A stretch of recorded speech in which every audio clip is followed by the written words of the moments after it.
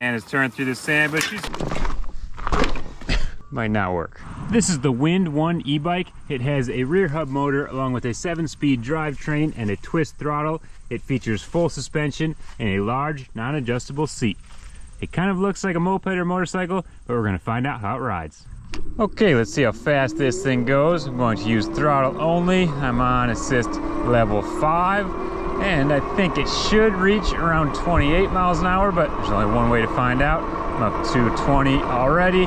Doesn't feel like the fastest accelerating bike, but seems pretty smooth so far at least. And I'm getting up there up to 27.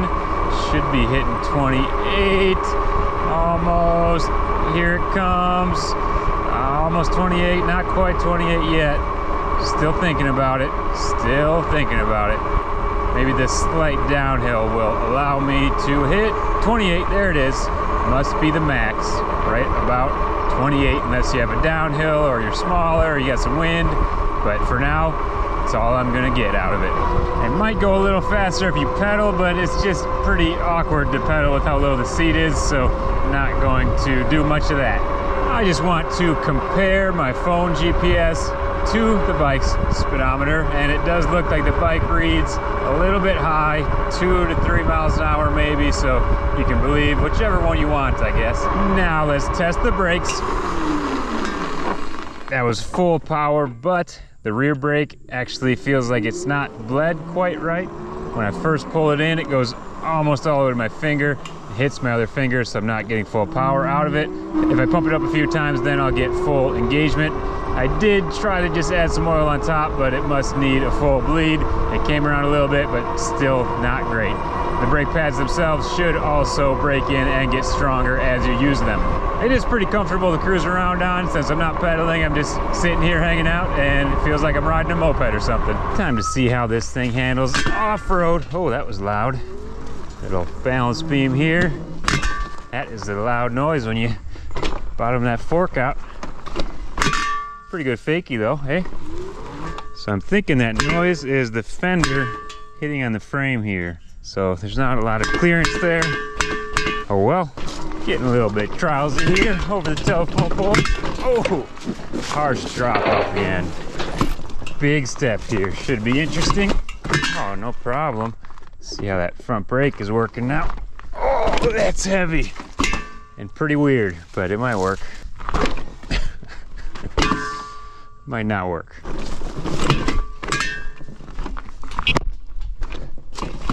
There we go, beauty.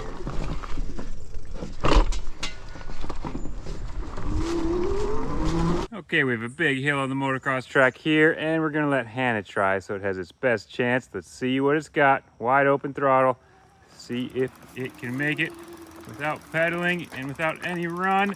It's close, but it gets a little steeper at the top, and that's not quite gonna do it. You might have to pedal up that one. Okay, she should be able to make it with a little help from the pedals. Oh yeah, no problem there.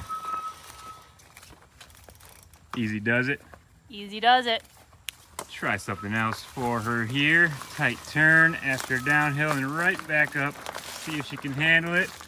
Not quite enough with the throttle, but some nice balance at least. Attempt number 2. Little skid come down that. Brakes are coming around. She pedals right on up. No problem. But the mosquitoes are a problem, so that might be about it for this session. Gotta get out of here somehow, right? Might as well go up and over some rocks, up the hill, and cruise on out of the woods, because the mosquitoes are so terrible.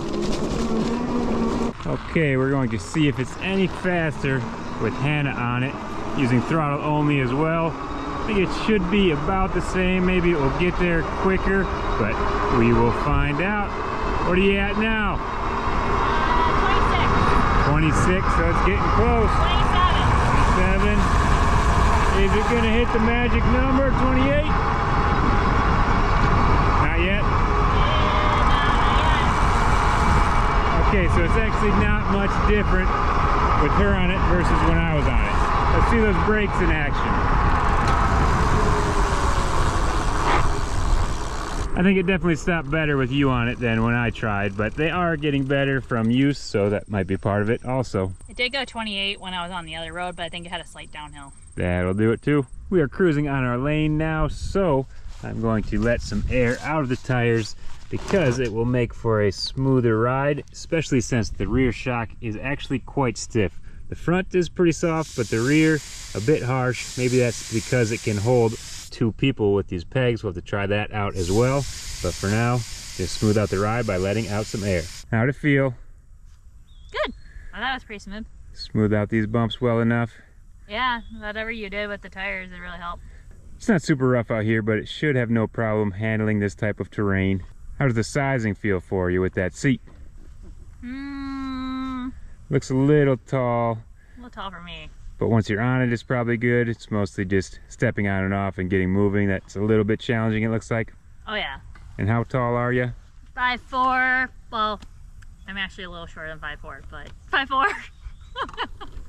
We are at the pond now and got to test out those fat tires in the sand. But there's a boat in the way. No problem for this thing. Ah, I blew it though. I expected that sand pile to be a little more firm, but pretty soft on top. Try to hit it straight and with some momentum. No problem that time. Hannah's turned through the sand, but she's flying in through there. No problem. And go. And we're off. Oh, I probably should have pedaled on that start, but we're going to do a little figure 8 time trial. Me versus Hannah, 1 lap. What's it gonna be? What's my time? Go! Oh, she's pedaling. This could be good. She might beat me on this one with that tactic. We'll see what it ends up. And she is keeping it tight. There it is. Well, as far as I can tell on the phone, I had 12 seconds too. We're about the same there, so good ride. Okay, I guess it's time to test out these here pegs. See if it can pull both of us, but I'm gonna go on the back, see what happens. Try just throttle and see if it can do anything. I might have to give it a little, oh, I didn't really do much. It pretty much handled the power to get us going. And we're cruising now up to 10 miles an hour.